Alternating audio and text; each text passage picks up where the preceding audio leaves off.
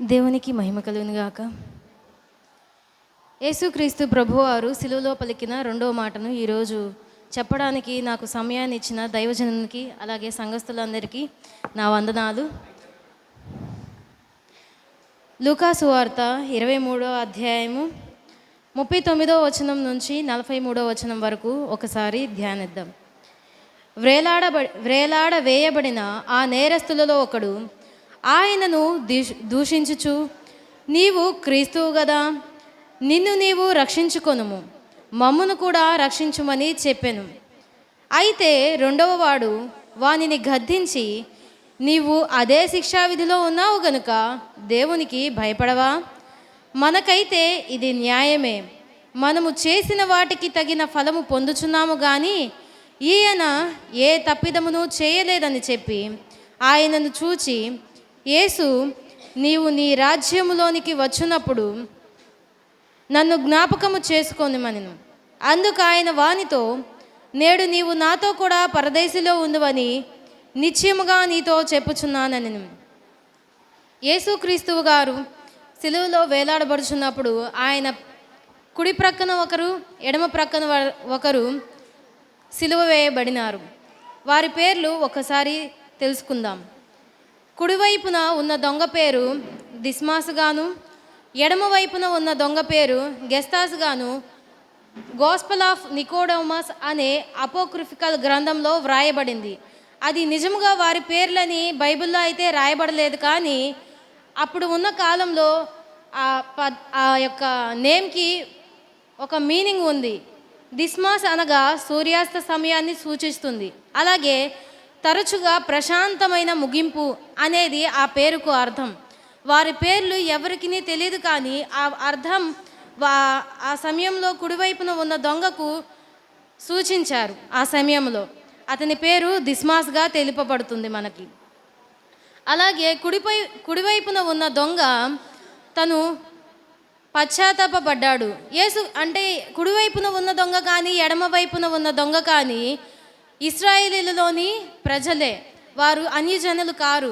ఇశ్రాయేలీలో ప్రతి ఒక్కరూ కూడా క్రీస్తుని ఎంతో కొంత వారు దొంగలుగా పిలువబడినప్పటికీ కూడా వారు దేవుని ఎరిగి ఉన్నవారు, దేవుని ధర్మశాస్త్రం తెలిసిన వారు. వారు దొంగతనం చేసినప్పటికీ కూడా వారికి ధర్మశాస్త్రం తెలుసు.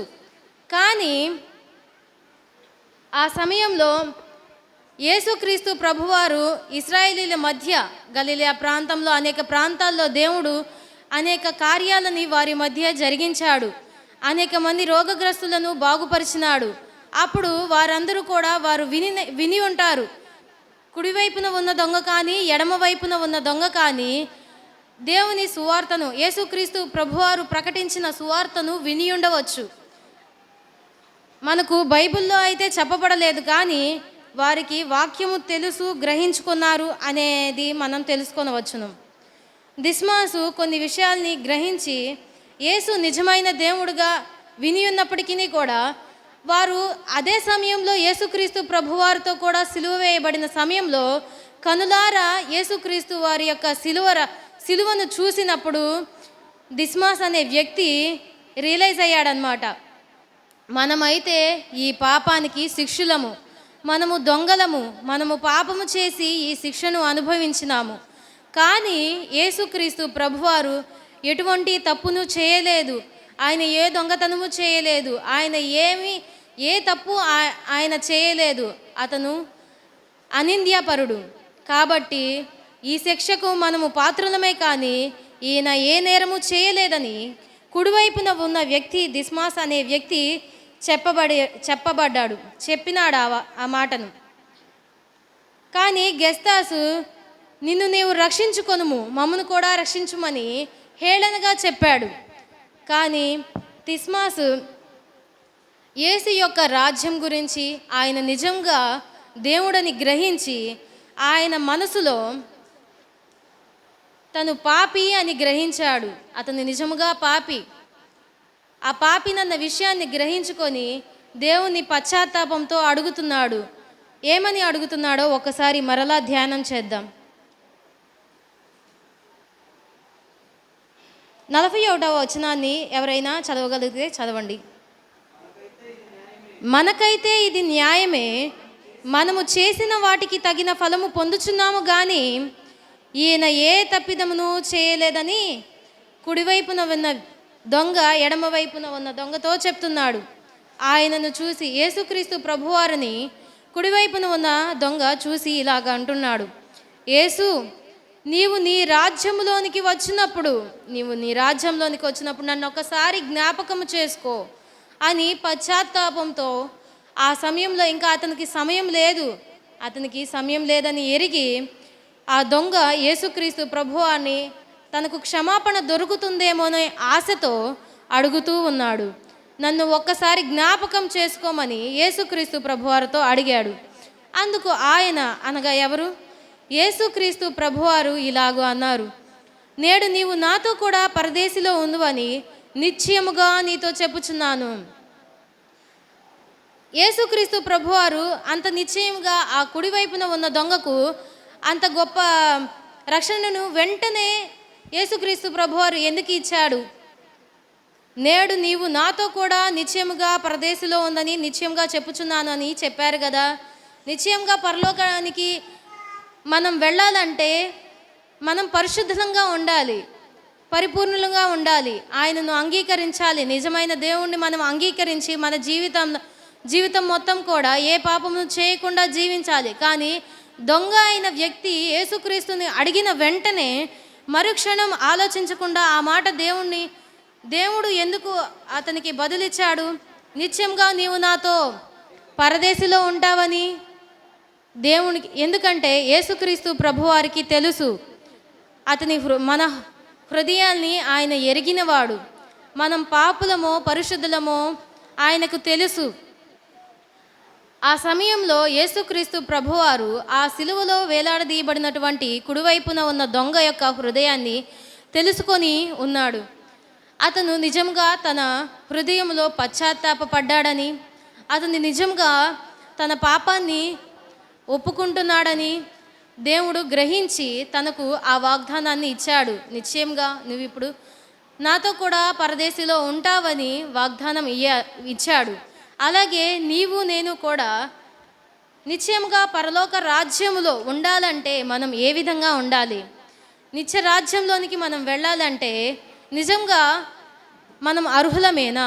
ఆయన రాజ్యంలో ఎవరెవరు ప్రవేశిస్తారు అనే కొన్ని వాక్యాలని మనం చదువుకుందాం. ఆయన రాజ్యము అంటే ఏమిటి? ఆయన రాజ్యము అంటే పరలోకము. మనమే ఆయన రాజ్యము. భూమి మీద ఉన్న మనమందరము కూడా ఆయన రాజ్యము అంటే పరలోకానికి మనం మరణించిన తరువాత వెళ్ళాలి. ఆ రాజ్యంలో ప్రవేశించాలని ఆయన చిత్త ప్రకారము మన కోసము ఈ భూమి మీద శిలువయాగమైనారు.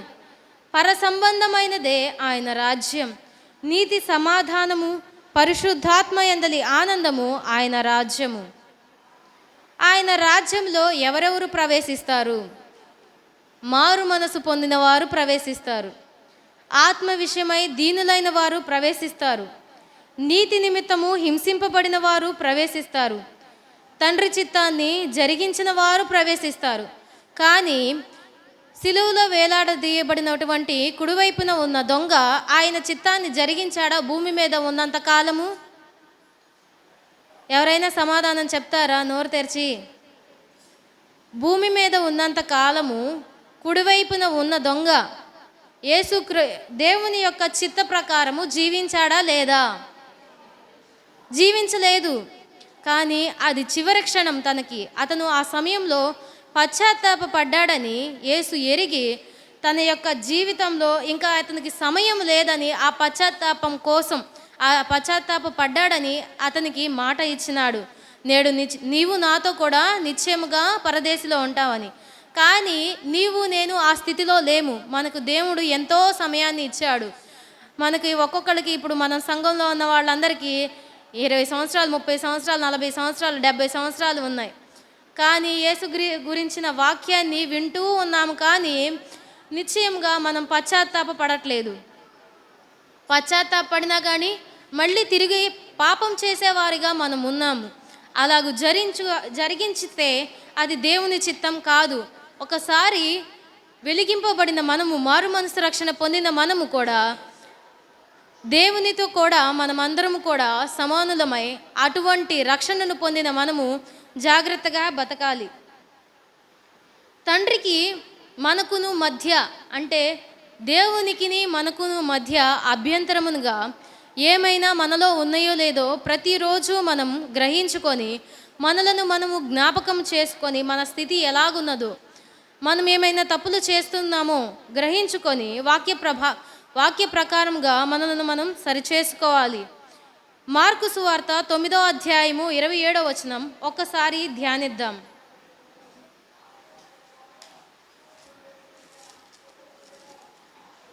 మార్కు సువార్త 9వ అధ్యాయము 27వ వచనం. అయితే యేసు వాని చేయి పట్టి వాని లేవనెత్తగా వాడు నిలువబడెను. ఆయన ఇంటిలోనికి వెళ్ళిన తరువాత ఆయన శిష్యులు, మేమెందుకు ఆ దెయ్యమును వెళ్ళగొట్టలేకపోతిమని ఏకాంతముగా ఆయన అడిగారు. అందుకు ఆయన ప్రార్థన వలనే గాని మరి దేని వలనైనను ఈ విధమైనది వదిలిపోవుట అసాధ్యమైనదని వానితో చెప్పెను. దెయ్యమే కానీ ఇంకొక ఏదైనా మనం చేసే తప్పులే కానీ ప్రార్థన వలన తప్ప మనం దేనిని మనలో నుంచి తీసివేయలేము. దెయ్యమును వెళ్ళగొట్టడమే కాదు, మనలో ఉన్న దెయ్యము, అంటే దెయ్యం అంటే నిజంగా దెయ్యం మనలోనికి రావడం కాదు, మనం చేసే పాపము. మనం టీవీలు చూస్తున్నాం, విచ్చలవిడిగా టీవీలు సినిమాలని లోకంలో పడిపోతున్నాం. దేవునికి సమయాన్ని ఇవ్వలేకపోతున్నాం, దేవుని సమయాన్ని దొంగిలిస్తూ ఉన్నాం, అభ్యంతరకరమైన వాటిని మనం చేస్తూ ఉన్నాం. అన్యాయంగా దేవుని సమయాన్ని మనం దొంగిలిస్తున్నాం అని దేవుడు బైబిల్ గ్రంథంలో కొన్ని వాక్యాలని మనకి తెలియచెప్పాడు. రోజుకి మనకు ఎన్ని గంటలు సమయం చెప్పండి ఒకసారి? 24 గంటలు. 24 గంటల్లో మనకి దశం భాగం అంటే 2.5 hours ఎవరైనా దేవుని వాక్యాన్ని ధ్యానించడం కానీ ప్రార్థించడం కానీ, సరే ధ్యానించడం అంటే బైబిల్ తీసి వాక్యాన్ని చదవడం అనే కాదు, ధ్యానించడం అంటే ఆయన వాక్యాన్ని ఒక వచనం, ఒక అధ్యాయం అయినా చదివి మీకు సమయం ఉన్నప్పుడు దానిని గురించి మీరు మీ మనసులలో దానిని గురించి ఆలోచిస్తూ ఉన్నారా? అదే ఏదైనా ఎవరైనా చెప్పిన విషయాలను అయితే ఆలోచిస్తూ ఉంటారు, డబ్బు గురించి ఆలోచిస్తారు, మన కుటుంబం గురించి ఆలోచిస్తున్నాం. ఒక రోజుకి ఒక్క అరగంట అయినా చదివి ఆ చదివిన వాక్యాన్ని గురించి, దానిలో ఉన్న భావాలను గురించి ఎవరైనా కూడా ధ్యానం చేస్తూ ఉన్నారా? అంటే బైబిల్ చదివి 2.5 hours బైబిల్ చదవరు, ఎందుకంటే చదువుతున్నప్పుడు అది అర్థం కాదు. మనం రోజుకి ఒక 5 అధ్యాయాలనైనా చదివి వాటిని ధ్యానించాలి. మనసులో దాన్ని ధ్యానం చేసుకుంటూ ఇది ఈ వచనం దేనికి సూచిస్తూ ఉంది, దీన్ని బట్టి మనం ఏం నేర్చుకోవాలి అనే దాన్ని మనం ధ్యానించుకోవాలి, ప్రార్థించుకోవాలి. ఆనాటి గ్రంథంలో రాయబడినటువంటి భక్తులు ఏ విధంగా చేశారు, ఏ సమయంలో ఏ విధంగా చేశారు అని బైబిల్లో మనకు తెలియబడింది. ఏ సమయంలో ఏం చేయాలి, ఏ సమయంలో ఎలాగ చేస్తే దేవుడు వారిని శిక్షించాడు, ఏ సమయంలో సరైన విధంగా దేవునికి అంగీకారంగా మనం నడుచుకుంటే మనకు ఆశీర్వాదం లభిస్తుంది అని భక్తులు చేసిన ప్రయాణాన్ని అంతా కూడా యేసుక్రీస్తు గారు పరిశుద్ధాత్మ ప్రేరణ ద్వారా, ప్రవక్తల ద్వారా మనకు రచింపబడిన ఈ బైబిల్ గ్రంథాన్ని మనకు ఇచ్చినారు. కాబట్టి వీటన్నిటినీ మనం తెలుసుకోవాలి. ప్రభు నిమిత్తము శ్రమలను అనుభవించాలి. ఆయన రాజ్యంలో మనం ఉండాలంటే. ఆయన రాజ్యము అంటే ఏమిటి? మరి ఒకసారి చెప్తారా మీరు? ఆయన రాజ్యము అంటే ఏమిటి? ఆయన రాజ్యము అంటే మనమందరము ఉన్న ఒక ప్రదేశము. ఎప్పుడు ఉంటాం మనమందరం ఆయన దగ్గర? పరలోకంలో చేర్చబడినప్పుడు. ఆయన రాజ్యం పరలోకము. ఆ పరలోకానికి చేర్చబడినప్పుడు మనమందరం కూడా అక్కడ ఆయన రాజ్యంలో ఉండాలని, ఆయన చిత్త ప్రకారం జరిగించాలని తెలియబడుతూ ఉంది. ప్రభు రాజ్యంలోనికి వెళ్ళిన మనము అక్కడ మనకు ఏమి లభిస్తుంది? అక్కడికి మనం ఎందుకు వెళ్ళాలి? ప్రభు రాజ్యంలోనికి మనం ఎందుకు వెళ్ళాలి? అసలు మనం పుట్టుకకు అసలుకి పరమార్థం ఏమిటి మనం తెలుసుకుందాం. రిఫరెన్స్లు తీయడానికి సమయం లేదు కాబట్టి నేను చెప్తున్నాను. ప్రభువు రాజ్యం అంటే పరలోక రాజ్యం. ఆ రాజ్యంలోనికి మనం వెళ్ళాలంటే దేవుని చిత్తాన్ని జరిగించాలి, పాప క్షమాపణను మనం అడగాలి. అలాగే ప్రభు రాజ్యంలోనికి మనం వెళ్ళిన తర్వాత అక్కడ అందరికీ, పరిశుద్ధులందరికీ కూడా అక్కడ గొప్ప విందు ఉంటుంది. అక్కడ అంతము ఉండదు. అక్కడ ఎవరెవరు ఉంటారు? భక్తులు ఉంటారు, మన పితరులు ఉంటారు. అక్కడ దేవుని శక్తి ఉంటుంది. దేవుని యొక్క రాజ్యంలో జీవవృక్ష ఫలములు ఉంటాయి. అవన్నీ మనం పొందుకోవాలంటే భూమి మీద మనము ఆయనకి ఇష్టలుగా ఉండాలి. తండ్రి చేత ఆశీర్వదింపబడిన వారుగా, దేవునికి మనకును మధ్య అభ్యంతరముగా ఏమైనా ఉన్నాయో లేవో చూసుకొని మనలను మనము ఒకసారి ప్రతిరోజు కూడా మనం దేవుని ఎడల క్షమాపణ అడగాలి. ఒకసారి లేవీ కాండము 16వ అధ్యాయము 34వ వచనాన్ని ఒకసారి చూద్దాం. సంవత్సరమునకు ఒకసారి ఇశ్రాయేలీల సమస్త పాపమును బట్టి వారి నిమిత్తము ప్రాయశ్చిత్తము చేయుట. అంటే సంవత్సరానికి ఒకసారి ఆనాడు ఇశ్రాయేలీలందరూ కూడా వారి మీదనున్న పాపం మొత్తం పోగొట్టుకోవడానికి ప్రాయశ్చిత్తం కోసము బలి అర్పించేవారు. కానీ అటువంటివి ఏమీ అవసరం లేకుండా నా పాపములను భరించుట కోసం, నా శాపములను భరించుట కోసం ఆయన నలుగగొట్టబడినాడు, శ్రమ పొందబడినాడు. యేసుక్రీస్తు ప్రభువారు యెషయా గ్రంథము 53వ అధ్యాయము 12వ వచనంలో చెప్పబడిన విధంగా ఆయన అతిక్రమము చేయువారి మధ్య సిలువ వేయబడతాడని చెప్పబడింది. అతిక్రమము చేయబడిన వారు ఎవరు? సిలువలో యేసుక్రీస్తు ప్రభువారితో కూడా కుడివైపున ఉన్న వ్యక్తి, ఎడమ వైపున ఉన్న వ్యక్తి. లేఖనాల ప్రకారము ఆయన జరిగించవలే దేవుడు చెప్పిన ప్రతి ఒక్క మాటను జరిగించుచూ వచ్చాడు. కానీ మనము కూడా మన యొక్క జీవిత పరమార్థం ఏమిటి, మనం ఎందుకు ఈ భూమి మీదకి వచ్చాము, ఆయనకి ఇష్టలుగా మనం అందరము ఉన్నామా లేదా తెలుసుకుందాం, గ్రహించుకుందాం. ఇక్కడైతే దేవుడు నేడు